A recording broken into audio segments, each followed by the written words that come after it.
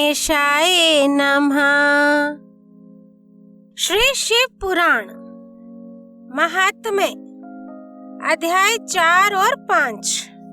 चंचला की प्रार्थना से ब्राह्मण का उसे पूरा शिव पुराण सुनाना और समयानुसार शरीर छोड़कर शिवलोक में जा चंचला का पार्वती जी की सखी एवं सुखी होना।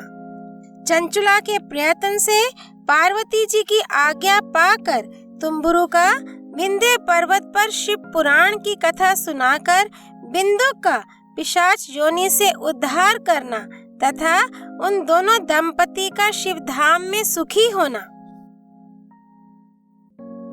ब्राह्मण बोले, नारी, सौभाग्य की बात है कि भगवान शंकर की कृपा से शिव पुराण की इस वैराग्य युक्त कथा को सुनकर तुम्हें समय पर चेत हो गया है। ब्राह्मण पत्नी, तुम डरो मत, भगवान शिव की शरण में जाओ। शिव की कृपा से सारा पाप तत्काल नष्ट हो जाता है।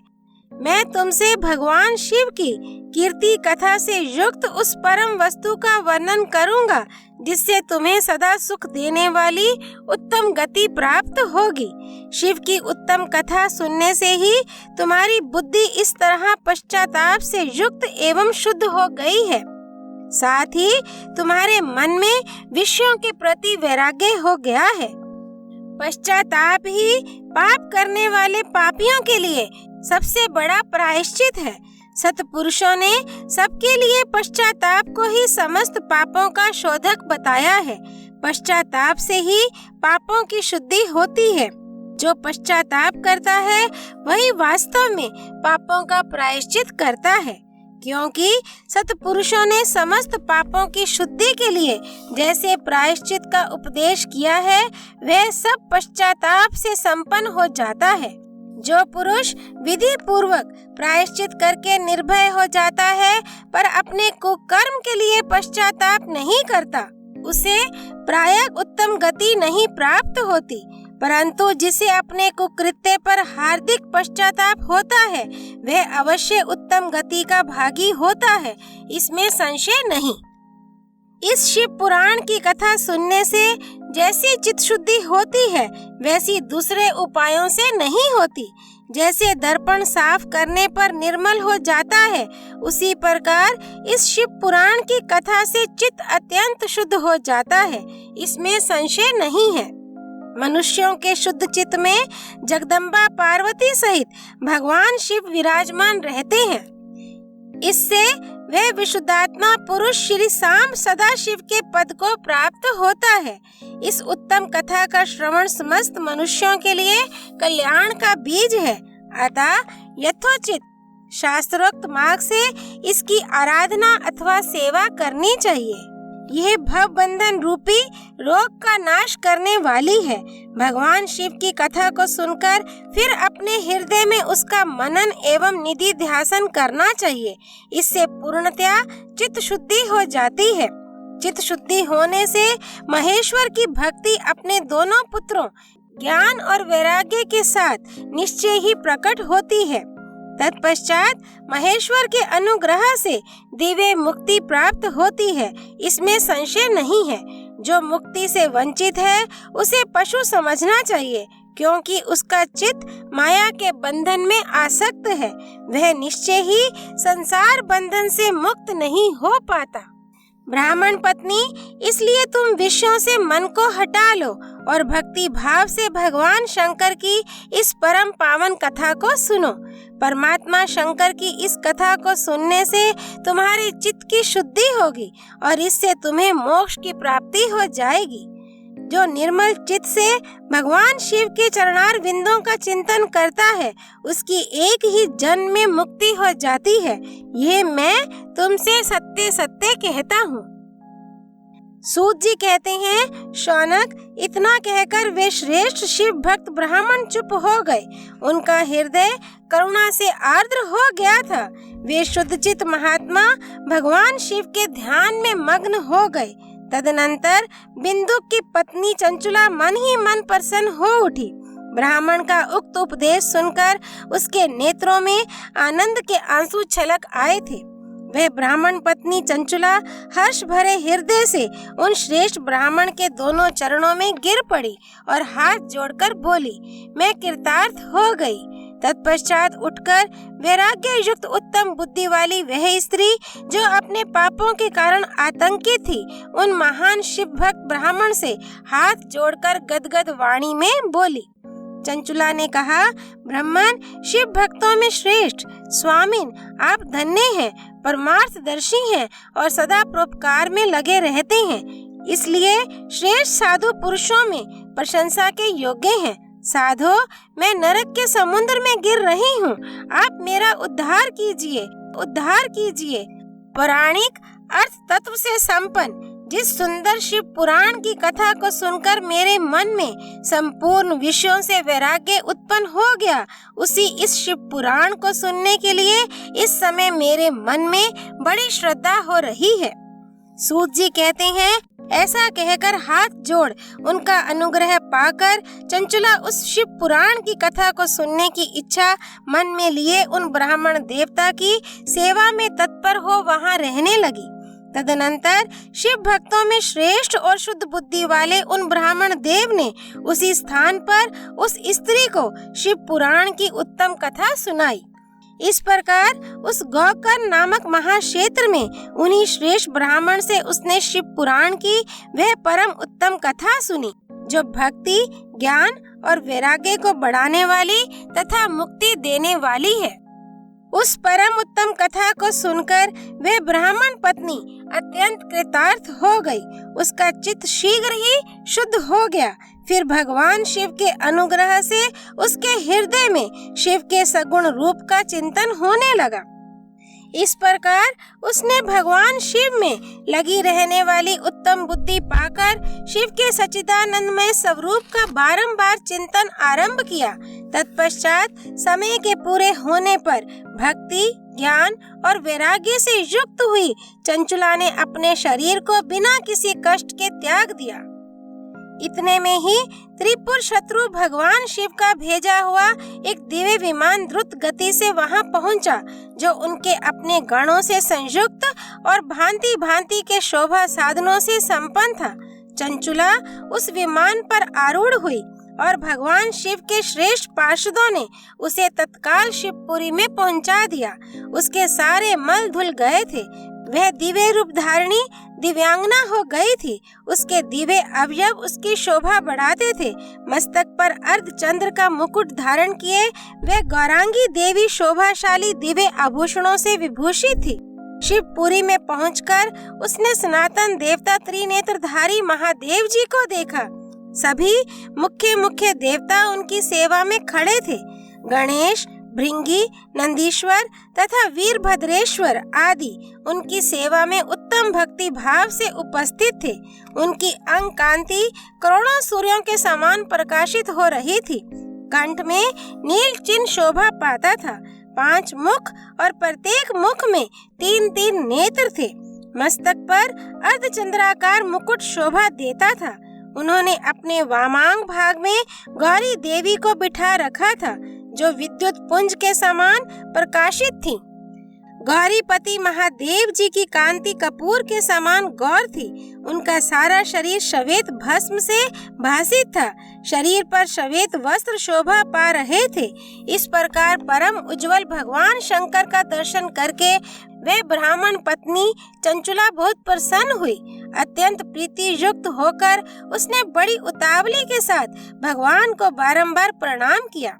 फिर हाथ जोड़कर वह बड़े प्रेम, आनंद और संतोष से युक्त हो विनीत भाव से खड़ी हो गई। उसके नेत्रों से आनंदाश्रुओं की अविरल धारा बहने लगी तथा संपूर्ण शरीर में रोमांच हो गया। उस समय भगवती पार्वती और भगवान शंकर ने उसे बड़ी करुणा के साथ अपने पास बुलाया और सौम्य दृष्टि से उसकी ओर देखा। पार्वती जी ने तो दिव्य रूप धारिणी बिंदुक प्रिया चंचुला को प्रेम पूर्वक अपनी सखी बना लिया। वह उस परमानंद घन ज्योति स्वरूप सनातन धाम में अविचल निवास पाकर दिव्य सौख्य से संपन्न हो अक्षय सुख का अनुभव करने लगी। सूत जी बोले, शौनक, एक दिन परमानंद में निमग्न हुई चंचुला ने उमा देवी के पास जाकर प्रणाम किया और दोनों हाथ जोड़कर वह उनकी स्तुति करने लगी। चंचुला बोली, गिरिराज नंदिनी, स्कंद माता उमे, मनुष्यों ने सदा आपका सेवन किया है। समस्त सुखों को देने वाली शंभु प्रिय आप ब्रह्म स्वरूपिणी हैं। विष्णु और ब्रह्मा आदि देवताओं द्वारा सेवे हैं। आप ही सगुणा और निर्गुणा हैं तथा आप ही सूक्ष्म सच्चिदानंद स्वरूपिणी आद्या प्रकृति हैं। आप ही संसार की सृष्टि, पालन और संहार करने वाली हैं। तीनों गुणों का आश्रय भी आप ही हैं। ब्रह्मा, विष्णु और महेश्वर, इन तीनों देवताओं का आवास स्थान तथा उनकी उत्तम प्रतिष्ठा करने वाली पराशक्ति आप ही हैं। सूत जी कहते हैं, शौनक, जिसे सदगति प्राप्त हो चुकी थी वह चंचुला इस प्रकार महेश्वर पत्नी उमा की स्तुति करके सिर झुकाए चुप हो गई। उसके नेत्रों में प्रेम के आंसू उमड़ आए थे। तब करुणा से भरी हुई शंकर प्रिया भक्त वत्सला पार्वती देवी ने चंचुला को संबोधित करके बड़े प्रेम से इस प्रकार कहा। पार्वती बोली, सखी चंचुले सुंदरी, मैं तुम्हारी की हुई इस स्तुति से बहुत प्रसन्न हूँ। बोलो, क्या वर मांगती हो? तुम्हारे लिए मुझे कुछ भी अदेय नहीं है। चंचुला बोली, निष्पाप गिरिराज कुमारी, मेरे पति बिंदुक इस समय कहाँ हैं? उनकी कैसी गति हुई है ये मैं नहीं जानती। कल्याणमय दीन वत्सले, मैं अपने उन पति देव से जिस प्रकार संयुक्त हो सकूं वैसा ही उपाय कीजिए। महेश्वरी, महादेवी, मेरे पति एक शूद्र जातीय वेश्या के प्रति आसक्त थे और पाप में ही डूबे रहते थे। उनकी मृत्यु मुझसे पहले ही हो गई थी। ना जाने वे किस गति को प्राप्त हुए। गिरिजा बोली, बेटी, तुम्हारा बिंदुक नाम वाला पति बड़ा पापी था। उसका अंतःकरण बड़ा ही दूषित था। वेश्या का उपभोग करने वाला वह महामूढ़ मरने के बाद नरक में पड़ा।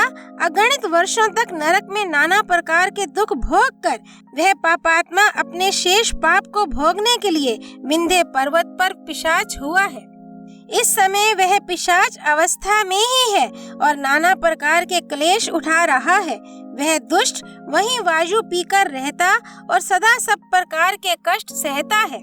सूत जी कहते हैं, शौनक, गौरी देवी की यह बात सुनकर उत्तम व्रत का पालन करने वाली चंचुला उस समय पति के महान दुख से दुखी हो गई।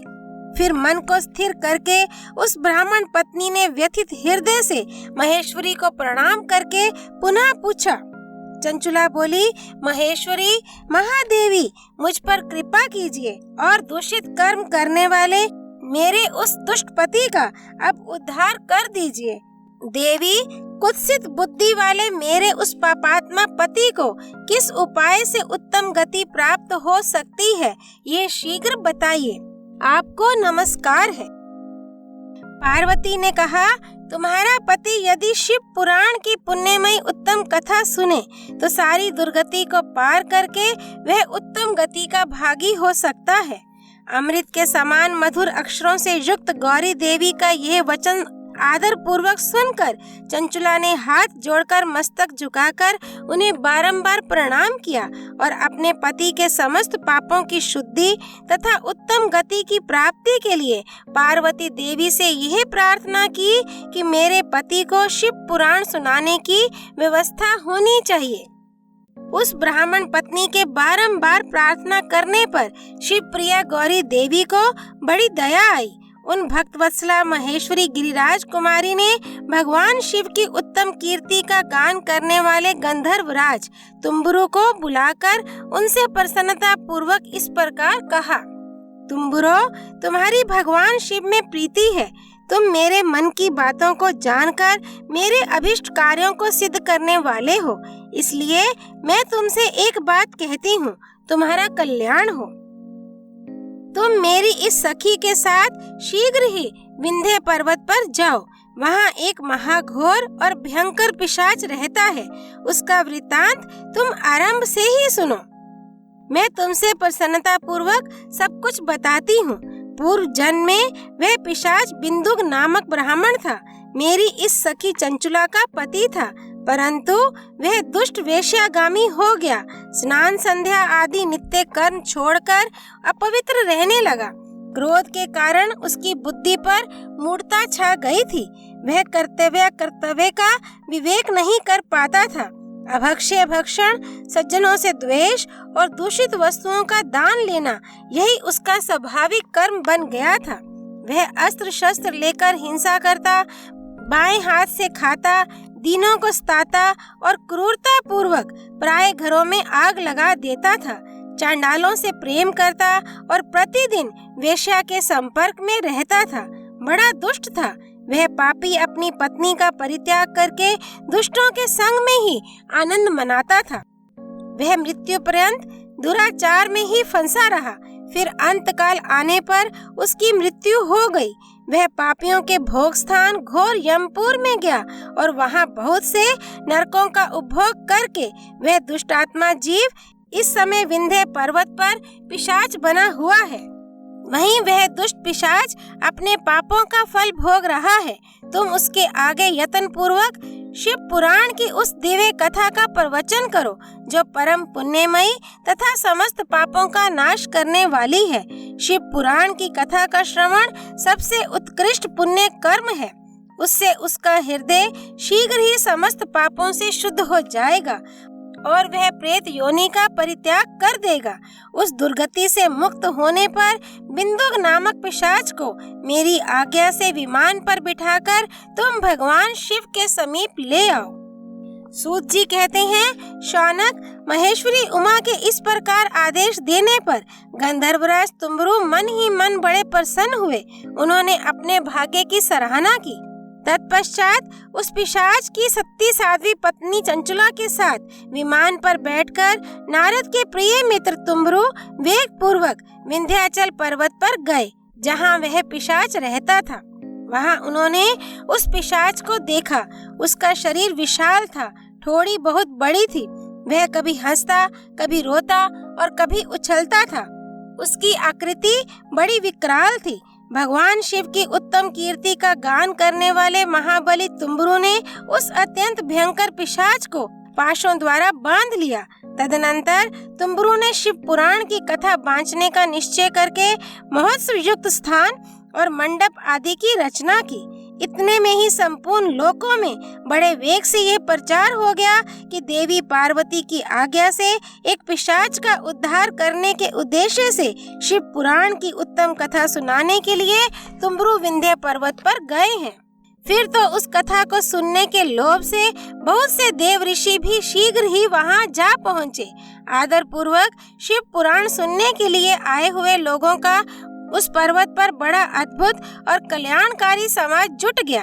फिर तुम्बरु ने उस पिशाच को पाशों से बांधकर आसन पर बिठाया और हाथ में वीणा लेकर गौरीपति की कथा का गान आरंभ किया। पहली अर्थात विधेश्वर संहिता से लेकर 7वीं वायु संहिता तक महात्म्य सहित शिव पुराण की कथा का उन्होंने स्पष्ट वर्णन किया। 7 संहिताओं सहित शिव पुराण का आदर पूर्वक श्रवण करके वे सभी श्रोता पूर्णतः कृतार्थ हो गए। उस परम पुण्य में शिव पुराण को सुनकर उस पिशाच ने अपने सारे पापों को धोकर उस पैशाचिक शरीर को त्याग दिया। फिर तो शीघ्र ही उसका रूप दिव्य हो गया। अंग कांति गौर वर्ण की हो गई। शरीर पर श्वेत वस्त्र तथा सब प्रकार के पुरुषोचित आभूषण उसके अंगों को उद्भासित करने लगे। वह त्रिनेत्रधारी चंद्रशेखर रूप हो गया। इस प्रकार दिव्य देहधारी होकर श्रीमान बिंदुक अपनी प्राण वल्लभा चंचुला के साथ स्वयं भी पार्वती वल्लभ भगवान शिव का गुणगान करने लगा। उसकी स्त्री को इस प्रकार दिव्य रूप से सुशोभित देख वे सभी देव ऋषि बड़े विस्मित हुए। उनका चित्त परमानंद से परिपूर्ण हो गया। भगवान महेश्वर का वह अद्भुत चरित्र सुनकर वे सभी श्रोता परम कृतार्थ हो प्रेम पूर्वक श्री शिव का यशोगान करते हुए अपने अपने धाम को चले गए। दिव्य रूपधारी श्रीमान बिंदुक भी सुंदर विमान पर अपनी प्रियतमा के साथ बैठकर सुखपूर्वक आकाश में स्थित हो बड़ी शोभा पाने लगा। तदनंतर महेश्वर के सुंदर एवं मनोहर गुणों का गान करता हुआ वह अपनी प्रियतमा तथा तुम्बरू के साथ शीघ्र ही शिवधाम में जा पहुंचा। वहां भगवान महेश्वर तथा पार्वती देवी ने प्रसन्नता पूर्वक बिंदुक का बड़ा सत्कार किया और उसे अपना पार्षद बना लिया। उसकी पत्नी चंचला पार्वती जी की सखी हो गई। उस घनीभूत ज्योति स्वरूप परमानंद में सनातन धाम में अविचल निवास पाकर वे दोनों दंपति परम सुखी हो गए। अध्याय 4 और 5 संपूर्ण। कैलाशवासी भगवान महेश्वर की जय। भगवान शिव प्रिया भक्त वत्सला माँ पार्वती देवी की जय। शिव धाम की जय। हर हर महादेव। श्री हरि अर्पणमस्तु।